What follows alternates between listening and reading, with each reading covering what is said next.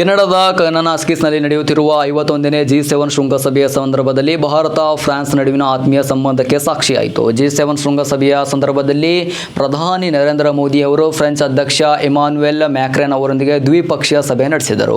ಇನ್ನು ಭೇಟಿಯ ವೇಳೆ ಪ್ರಧಾನಿ ಮೋದಿ ಅವರು ಫ್ರೆಂಚ್ ಅಧ್ಯಕ್ಷ ಮ್ಯಾಕ್ರಾನ್ ಅವರೊಂದಿಗಿನ ಸಂಭಾಷಣೆ ವಿಡಿಯೋ ವೈರಲ್ ಆಗುತ್ತಿದೆ. ಹಾಗಾದರೆ ಅದರ ವಿಡಿಯೋದಲ್ಲಿ ಏನಿದೆ ಅಂತೀರಾ? ನೋಡೋಣ ಬನ್ನಿ.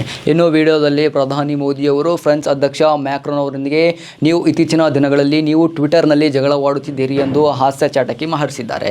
ಇದಾದ ನಂತರ ಇಬ್ಬರು ನಾಯಕರು ಜೋರಾಗಿ ನಗುವಿನ ಅಲೆಯಲ್ಲಿ ತೇಲಿದ್ದಾರೆ. ಹಾಗಾಗಿ ಈ ವಿಡಿಯೋ ಮ್ಯಾಕ್ರಾನ್ ಅಥವಾ ಮೋದಿಯವರು ತುಂಬಾ ಆತ್ಮೀಯ ವೈಯಕ್ತಿಕ ಸ್ನೇಹವನ್ನು ಹಂಚಿಕೊಳ್ಳುವುದನ್ನು ತೋರಿಸುತ್ತದೆ. ಏತನ್ಮಧ್ಯೆ ಅಮೆರಿಕ ಅಧ್ಯಕ್ಷ ಡೊನಾಲ್ಡ್ ಟ್ರಂಪ್ ಅವರು ಇಸ್ರೇಲ್ ಹಾಗೂ ಇರಾನ್ ಸಂಘರ್ಷದ ಕಾರಣಗಳ G7 ಶೃಂಗಸಭೆಯಿಂದ ಬೇಗನೆ ನಿರ್ಗಮಿಸಿ ತನ್ನ ನಿರ್ಗಮನವನ್ನು ಕಾರ್ಯತಂತ್ರದ ತಡೆ ಎಂದು ಬಿಂಬಿಸಲು ಪ್ರಯತ್ನಿಸಿದರು. ಇದಾದ ನಂತರ ಇಸ್ರೇಲ್ ಮತ್ತು ಇರಾನ್ ನಡುವೆ ಕದನ ವಿರಾಮಕ್ಕಾಗಿ ಟ್ರಂಪ್ ವಾಷಿಂಗ್ಟನ್ಗೆ ಹಿಂತಿರುಗಿದ್ದಾರೆ ಎಂದು ಮ್ಯಾಕ್ರಾನ್ ಮಾಧ್ಯಮಗಳೊಂದಿಗೆ ಹೇಳಿಕೊಂಡಿದ್ದರು. ಆದರೆ ಟ್ರಂಪ್ ಟ್ರೂತ್ ಸೋಷಿಯಲ್ನಲ್ಲಿ ಈ ಹೇಳಿಕೆಯನ್ನು ತಿರಸ್ಕರಿಸುತ್ತಾ, ತಪ್ಪು, ನಾನು ವಾಷಿಂಗ್ಟನ್ಗೆ ಏಕೆ ಹಿಂತಿರುಗುತ್ತಿದ್ದೇನೆ ಎಂದು ಮ್ಯಾಕ್ರಾನ್ಗೆ ತಿಳಿದಿಲ್ಲ. ಇದಕ್ಕೂ ಕದನ ವಿರಾಮಕ್ಕೂ ಯಾವುದೇ ಸಂಬಂಧವಿಲ್ಲ. ಇದು ಅದಕ್ಕಿಂತ ದೊಡ್ಡ ವಿಷಯ. ಟ್ಯೂನ್ ಆಗಿರಿ ಎಂದಿದ್ದಾರೆ. ಹಾಗಾಗಿ ಫ್ರೆಂಚ್ ಅಧ್ಯಕ್ಷ ಇಮಾನ್ಯುಯಲ್ ಮ್ಯಾಕ್ರಾನ್ ಅವರೊಂದಿಗೆ ಮಾತುಕತೆಯ ವೇಳೆ ಮೋದಿ ಅವರ ಈ ಹಾಸ್ಯ ಚಟಕಿ ಅಲ್ಲಿದುರನ್ನು ನಗೆಡದಡಲ್ಲಿ ತೇಲುವಂತೆ ಮಾಡಿದೆ.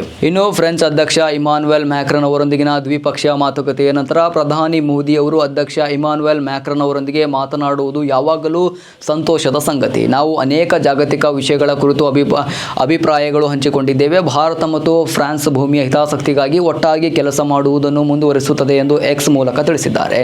ಏತನ್ಮಧ್ಯೆ ಮುಂದಿನ ವರ್ಷದ G7 ಶೃಂಗಸಭೆಯು ಫ್ರಾನ್ಸ್ನ ಆವಿಯಾನ್ನಲ್ಲಿ ನಡೆಸಲಾಗುವುದು ಎಂದು ಘೋಷಿಸಿದರು. ಇನ್ನು ಈ ನಗರವು 1962ರಲ್ಲಿ ಅಲ್ಜೀರಿಯಾಕ್ಕೆ ಸ್ವಾತಂತ್ರ್ಯ ನೀಡಿದ ಆವಿಯಾನ್ ಒಪ್ಪಂದಕ್ಕೆ ಸಹಿ ಹಾಕಿದ ಐತಿಹಾಸಿಕ ನಗರವಾಗಿದೆ.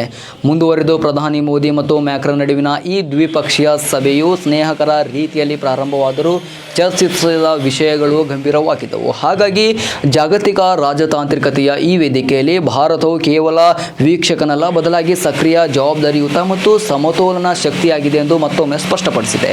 ಇನ್ನು ಭಾರತ ಮತ್ತು ಫ್ರಾನ್ಸ್ ನಡುವಿನ ಈ ಸಂವಾದನವು ವಿಶ್ವದ ಅತ್ಯಂತ ಸಂಕೀರ್ಣ ಭೌಗೋಳಿಕ ರಾಜಕೀಯ ಬಿಕ್ಕಟ್ಟುಗಳಲ್ಲಿಯೂ ಸಹ ಎರಡೂ ದೇಶಗಳು ಒಟ್ಟಾಗಿ ಅರ್ಥಪೂರ್ಣ ಪಾತ್ರವನ್ನು ವಹಿಸಲು ಸಿದ್ಧವಾಗಿವೆ ಎಂದು ತೋರಿಸಿದೆ.